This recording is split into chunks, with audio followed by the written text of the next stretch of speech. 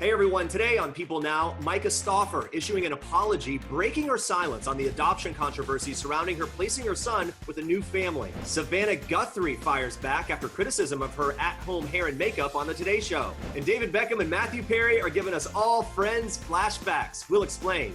Also today... If you haven't noticed, I'm a little larger these days. So I'm taking eating for 2 quite seriously. Food Network star and expecting mother Katie Lee giving us a simple and delicious dish to cook while staying home. We didn't expect to spend every waking moment together, but... Country star Chris Lane and Bachelor alum Lauren Bushnell are sharing an update on newlywed life in isolation. Plus, Dance Mom star Maddie Ziegler has a new makeup collection, and she's given us a tour of her beauty product must-haves. That and so much more, all today on People Now. Let's go.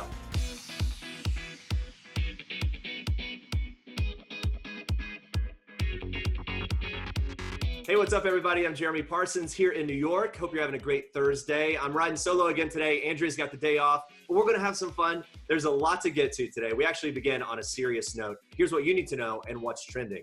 Myka Stauffer is breaking her silence after controversy erupted following her decision to place her son, whom she'd adopted, with a new family. In a lengthy Instagram post, Stauffer apologizes for the uproar after she and her husband announced that they would be placing her son Huxley with a new family. They'd adopted Huxley from China in 2017, and he was later diagnosed with autism. Stauffer writes in part that she is sorry for letting down so many women who looked up to her as a mother. She also acknowledges that Huxley did face trauma during the adoption disillusion, and she says that she's sorry for that. Stauffer also takes full responsibility for the hurt that she's caused. She admits that she was naive about the adoption process and was not selective or fully equipped or prepared. Stauffer adds that she could have never anticipated the incidents which occurred on a private level to have ever happened. She says that she was trying her best to navigate the hardest thing that she's ever been through. Stauffer reveals she wanted to help, so she, quote, was willing to bring home any child that needed her. She calls herself naive, foolish, and arrogant for thinking this. The YouTuber also addresses rumors that followed after the adoption disillusion announcement, saying that she and her husband James did not adopt Huxley to gain wealth. She also reveals that her family was not under any investigation by the authorities. Savannah Guthrie is defending her recent on-air hairstyle after a critic condemned it. The Today Show anchor responded to a tweet from a Twitter user on Tuesday who wrote, "Come on, with what they pay you, can't you afford a hairstylist? I love the natural unkempt look, but it's distracting." Guthrie then replied by admitting that the novel coronavirus pandemic has forced her to take matters into her own hands. She wrote back, "We're all doing our own hair and makeup during the pandemic, and yes, it shows." Fans quickly jumped to Guthrie's defense and thanked her for her hard work and at-home broadcasts amid the global health crisis. One Twitter user supported the news anchor, writing, "You're a role model to so many of us, with or without your hair and makeup team. Thank you for your hard work." Another user came to the defense of all female on-camera personalities, saying, "Women reporters and anchors do their best to look good, and it never seems to be enough. It's not easy, no matter the paycheck size. Savannah works hard and looks great." The social media user who sparked the conversation later apologized for critiquing Guthrie's appearance. She tweeted again, saying she didn't mean to be mean. She continued explaining that she worked in television for 32 years and was surprised that the makeup artist would let the hair slide on national TV for 2 days. She added, "You do look great. It's the hair that needs a little love." In April, the NBC anchor spoke to People about trying to maintain her image while cooped up inside. Guthrie said she already knew how to do her own glam, but joked that she's a little stuck in the 80s and 90s when it comes to hair and makeup trends. She added, quote, "I'm just trying to do the best I can." Grammy-winning musician Billie Eilish has unfollowed over 600 people on Instagram. As you can see on Billie's Instagram page here, she's following 0 people. The reasoning behind that major unfollow is unknown at this time. However, some fans do have speculations. Earlier on Wednesday, in a now-deleted Instagram story, Billie allegedly shared a post that read, "If I am following your abuser, DM me and I will unfollow them. I support you." The post was reportedly removed about 30 minutes later. So Billie has always been vocal about her views. She's lately dedicated her Instagram page to standing up for Black Lives Matter. Billie has expressed her support for demanding police reform and seeking justice for George Floyd, Rayshard Brooks, Breonna Taylor, and all the other Black lives who were victims of police brutality. In a lengthy and emotional post on Instagram that has now gone viral, Billie tells her 64 million Instagram followers in part, "If I hear one more white person say all lives matter, one more bleeping time, I'm going to lose my bleeping mind. No one is saying your life's not hard. No one is saying literally anything at all about you. All you bleeps do is find a way to make everything about yourself. This is not about you. Stop making everything about you. You are not in need. You are not in danger." That was her post. Could David Beckham be more of a Friends fan? The former soccer player shared a selfie from a walk with his wife, Victoria Beckham, on Wednesday. His shirt showcases an iconic scene from the long-running series where Joey puts on all of Chandler's clothes. Look at me! I'm Chandler. Could I be wearing any more clothes?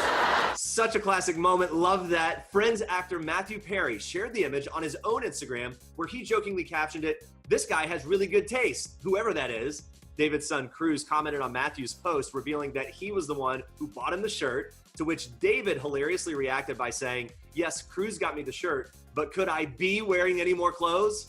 And in more Friends news, remember all that buzz over Jennifer Aniston flashing her 11/11 tattoo during her chat with Elisa Kudrow for Variety? Yeah, we talked about it. Well, a source is revealing to People its true meaning. The source says that Jennifer is very spiritual and believes the numbers are good luck. A source adds that the number 11 is also special to her because of her birthday, which is on February 11th, and her late dog Norman, who died in 2011. Jennifer also has a tattoo that pays special tribute to Norman. His name is inked on the inside of her foot in cursive script. All right, stay with us. We hear from the cast of Netflix's The Politician about the twisty, turny plot for season 2, which is streaming now. Plus, Bachelor Nation's Lauren Bushnell and country star Chris Lane tell us how married life is treating them and how they're spending this quality time at home. Stick around. Food Network star Katie Lee is expecting her first child, a baby girl, with her husband. So when Andrea caught up with her, we had to get the details on how her pregnancy's going, and she showed Andrea a delicious and simple dish to cook while staying home. Watch. I'm making a crispy chickpea and quinoa tabbouleh salad. So tabbouleh is a Middle Eastern dish. It's typically made with bulgur wheat, but I'm substituting quinoa for the grain. You could also use brown rice or any kind of grain that you like, farro, and just, what you have in your pantry. So let's get started first with our crispy chickpeas. I love these because they're packed with protein and they get really crunchy and they kind of make you think you're having something fried. So I've got some drained chickpeas here out of the can, and I'm just gonna mix them in a bowl with some of this Healthy Choice power dressing. So I partnered up with Healthy Choice, and I love this creamy Italian dressing because it has cauliflower puree in it. So I'm getting another vegetable, 30 calories, and 2 tablespoons. So I like that because I like to eat mass quantities. If you haven't noticed, I'm a little larger these days. So I'm taking eating for 2 quite seriously. So you just toss those in there, and there's all that good flavor of the creamy Italian dressing. Then I bake them in the oven, 400 degrees, until they get nice and crispy. Those look so they good. come out like this. See how nice and crispy? It's like they're fried. Now, you could just serve these with cocktails and pop those in. Or, like we're gonna do today, we're gonna put them on our salad. So I've got some quinoa here that I cooked. Quinoa is full of protein, full of fiber. I love it. I'll make a thing of quinoa and put it in the refrigerator at the beginning of the week. You can eat it for breakfast, just like you would oatmeal, or make a salad with it. So I've got some cucumber here that I chopped up. Some cherry tomatoes that are all chopped. I'm loving it. I'm loving all these veggies. Good. I've got some fresh parsley that's going in and some fresh mint. I love the mint for all that bright flavor. And then I'm gonna add a little bit more of the creamy Italian dressing to give it its flavor and mix it up. And you can see how nice and bright it is. Mm-hmm. And this will be great if you are barbecuing and you want a side dish, or like I'm doing, having it as the main for my lunch. So I've got a little plate of arugula here. You could use any mixed green that you like. And then put the quinoa right on top of it. That looks so good. That is so my jam. I'm all about quinoa on salads, all those veggies. It looks perfect to me. It's a great plant-based meal. What are some tips for people that are newer in the kitchen so that they can make a salad just like you're making here? I think that getting everything prepped. So imagine that you're having your own little salad bar at home. So when you get your produce in, wash it all up, chop it up, put it in different containers. My mom actually has one big container in the refrigerator that she puts all of her salad ingredients in. And then she pulls it out and it's like your own little salad bar. And then you can have all your different dressings. Like I've got garden French, creamy ranch, greener goddess. So I have all the different options, and then I can just build my salad every day. So what else do you have to do? Is the salad good to go?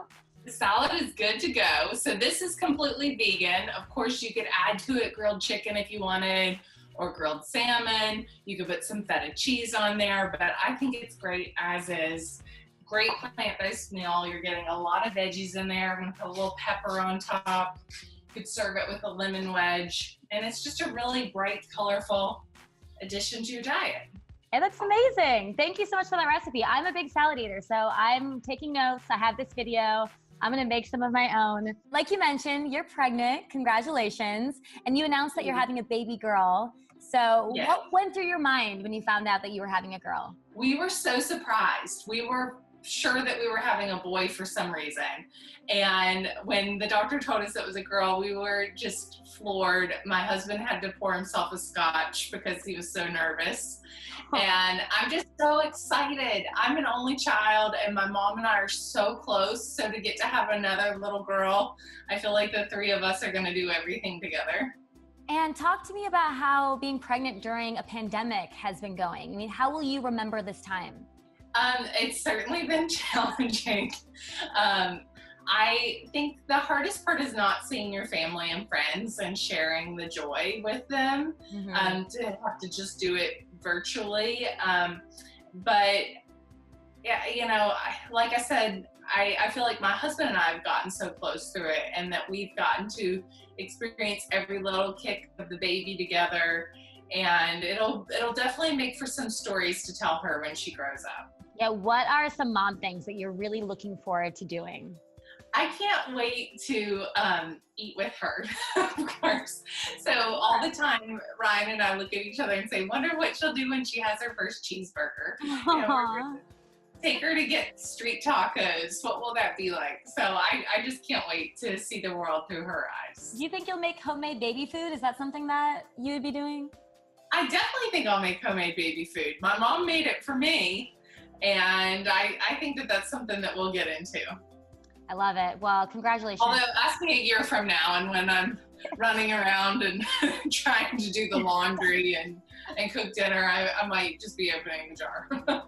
George Floyd's last words, "I can't breathe," the same last words Eric Garner said before he died in 2014, have become a rallying cry for protesters around the world who demand an end to police brutality. In this week's issue of People, we're highlighting men who, like George Floyd and Eric Garner, also died restrained by police and gasping for breath, and whose grieving families are still seeking justice.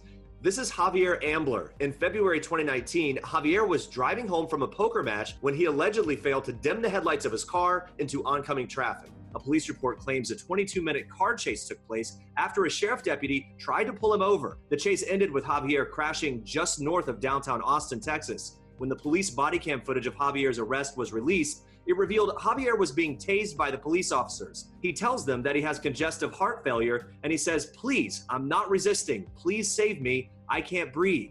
The footage also shows A&E's live PD crew at the scene filming that arrest. The district attorney is now investigating whether authorities tampered with evidence. Javier's sister, Kimberly, tells us they chose to cause harm instead of trying to help. Then there's Byron Lee Williams, who in September 2019 was riding his bike without a safety light when he was pulled over. Byron ditched his bike and fled on foot. When the officers caught up with him, the body cam footage shows them handcuffing Byron on the ground while kneeling on his back as he screamed, "I can't breathe," 17 times. Byron then goes limp, and the cameras go blank for 15 minutes. It was reported that Byron did have a criminal history, but according to his stepson, Jeffrey, he was trying to turn his life around. And Vicente Villela, who was arrested on burglary charges in February 2019. He was handcuffed and shackled at the detention center in Albuquerque, New Mexico, when he allegedly became agitated and did not want to be moved. What was caught on camera were multiple police officers pushing their knees into Vicente's back as they hold his face on a mattress. He cries and pleads with the officers as he tells them at least 8 times that he can't breathe. None of the officers have been fired. 2 have been reassigned. Vicente's sister, Sandra, tells us, "What they did to my brother destroyed our family. No one deserves to die that way." To read more stories and to see how you can help, check out this week's issue of People.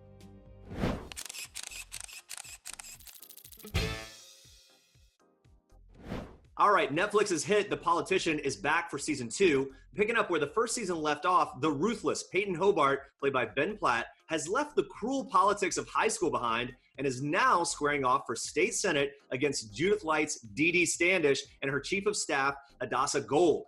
And of course, Peyton has his high school ride or die frenemies by his side once again. Now, Andrea spoke to the cast about the new season and some of the character transformations we get to see, starting with Julia Schlepfer, who plays Alice, Peyton's love interest. Take a look. This season, we see a slightly softer side of Alice. So tell me about your character this season and from your point of view, how she's evolved. Yeah, I love the journey that she goes on in season 2. I think we really see a lot more of her vulnerabilities this season. And, you know, at the end of season 1, she comes back to Peyton. And I think the difference between season 1 and season 2 with her is now she's not going to let Peyton walk all over her anymore. She needs in return. She needs maybe engagement, you know, like she needs that commitment from him. And the more that we watch him kind of, you know, trample over her again, the more that she starts to realize, like, hey, I'm smart, I'm caring, I've given you nothing but love, I have supported you and made some very questionable decisions in doing so, and I deserve better. And I think it's a really awesome transformation for her to realize her own worth, and then, you know, to and demand, you know, for him to respect her and give her the respect that she deserves. Fans will remember how Skye, played by Ronnie Jones, went head-to-head with Peyton during season 1, even trying to poison him with a cupcake. But this season, it's water under the bridge, and they're working together. Skye has done some soul searching. I believe she's done a bit of therapy to address her murderous ways.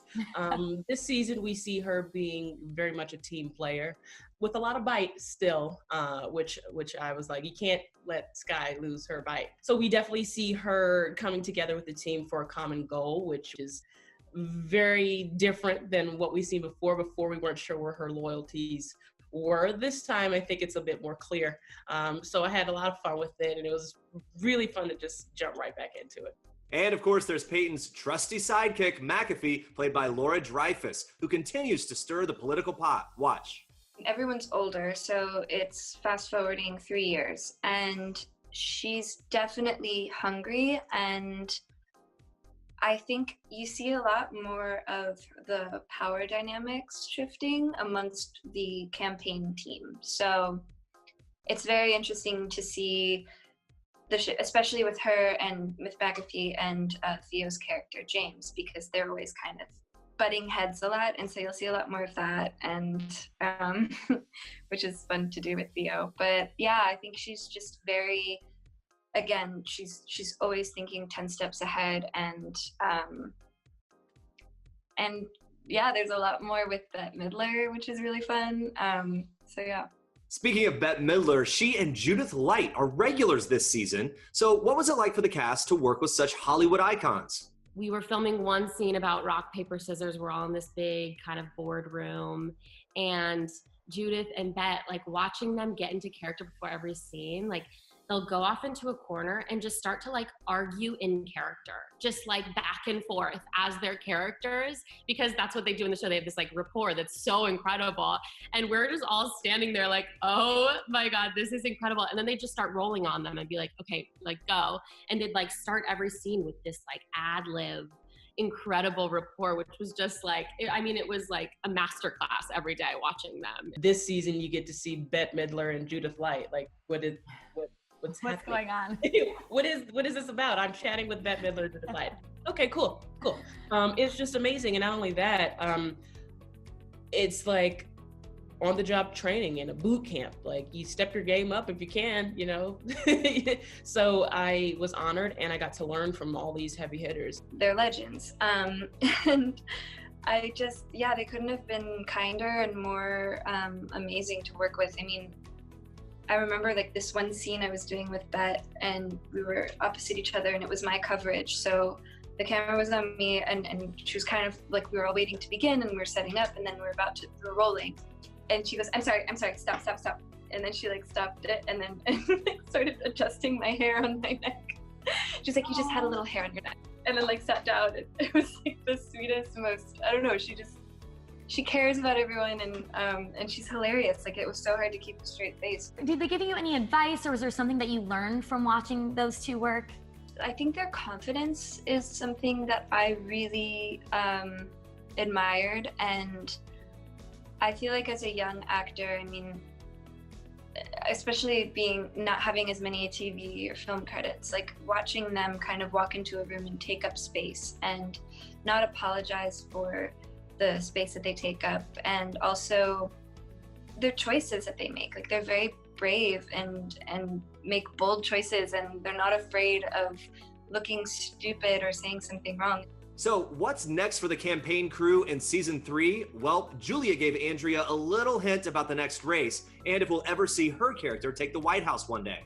Looking forward, I mean, to season 3, obviously there's a bit of change in Alice in season 2. What would you love to see moving forward with her? Is there something that you kind of have on your wish list of things that you'll get to do or a change in her? I mean, I just watching her become like more of an independent, powerhouse. She's gonna be an incredible mom, so I'm excited to kind of see that side of her and how she balances, mom life and doctor life. And I think, in whatever political campaign is run next, I'm really excited to see how she takes on that new role, potentially as a first lady, but, with her own thing going on. It's not just about, Peyton anymore. The Politician season 2 is streaming now on Netflix, so check it out. Country star Chris Lane and Bachelor alum Lauren Bushnell tied the knot in the fall, but around this time last year, they were getting engaged. And to celebrate their engagement anniversary, Chris is premiering a new lyric video for his song, Big, Big Plans, which actually features fans proposing on stage during his tour. We have an exclusive look. Check this out. She don't know I got some big, big plans. We caught up with Chris and Lauren to see how things are going in their world these days and to talk about how those fan proposals started while Chris was on tour. Watch. The proposal phenomenon you speak of kind of happened, I guess, after I proposed to Lauren using my song Big Big Plans. Yeah, at that point when I started playing it live, not only were people singing it to the top of their lungs, but it became my song on the radio. And then next thing I know, we're getting all these requests for guys to propose to their girlfriends on stage at a show. And for me, I absolutely love that moment. I look forward to it every single night. And a lot of the reasons is, it's a very sweet moment, but for me, it's very entertaining for the crowd to watch and super sweet. And on top of that, it's funny to watch other guys, because I know how it was for me when I proposed and I blacked out. I don't really remember anything, but proposing on stage is even a much different level than what I did. And I feel like it takes some guts. I feel like as time goes by and I see all these, love stories. In fact, I think there was one recently where this young guy had just finished his last chemo treatment and his fiance was there, or girlfriend at the time, and he proposed to her. And so, yes, I kind of forget about our proposal and the fact that it's, our song. And it's really special to be able to then associate that song with someone else's special moment of their life. And now that they're 8 months into marriage, we had to know how newlywed life is treating them, especially factoring self-isolation into the mix. I think we're still, a year later, or whatever, how long it's been, we're still a perfect match for each other. I'm sure I get on her nerves here and there. She's probably ready for me to get back out on the road.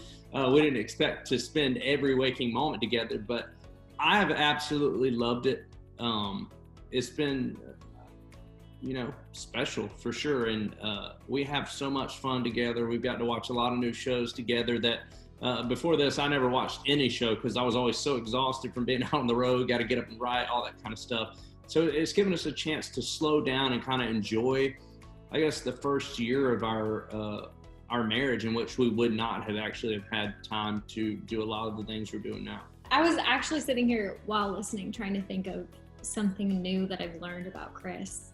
I don't know if I necessarily have learned anything new about him, but obviously lots of uncertain times right now, and just, you know, sometimes can be stressful and worrying about your loved one's health and all that stuff. And I think, you know, more than anything, it's brought us closer, because, you know, anytime you have that person there with you during an uncertain time, for me, it just makes me so much more grateful that I have him by my side. And it just reinforces the fact that I wouldn't want to do life, no matter how stressful or uncertain life can get, I wouldn't ever want to do it without him by my side. Chris and Lauren also opened up about what they miss most these days. Take a look.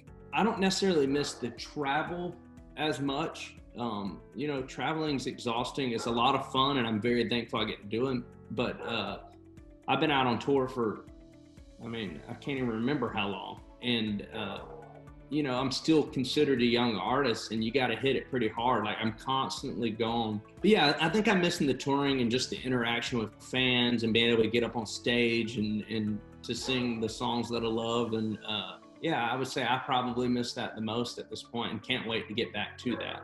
I'm such a homebody, so I thrive at home, but I do miss, I do actually miss traveling and going out on the road with Chris, even though I think there were times I took it for granted, which hopefully I never will again because of all of this. But there is something special about watching him do what he loves, and meeting, you know, fans of his and just interacting with them as his wife. It just makes me very proud, and I can just see how much he loves it and misses it right now. So I would say, if anything, I miss that, especially for him. But me personally, I'm a homebody, so. But I am, again, I'm excited to get back on the road with him and watch him do what he loves, because it's just so obvious when he's on stage how much he enjoys it.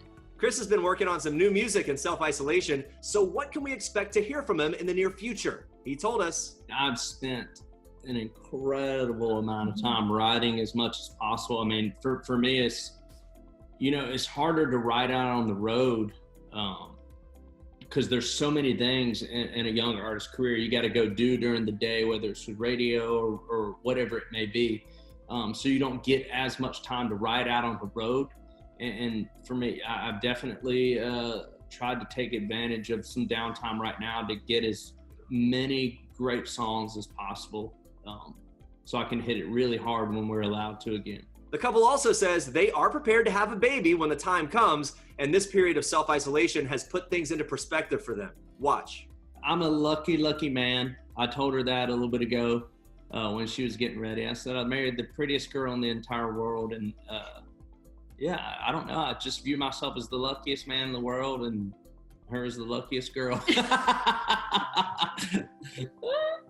Thanks, baby.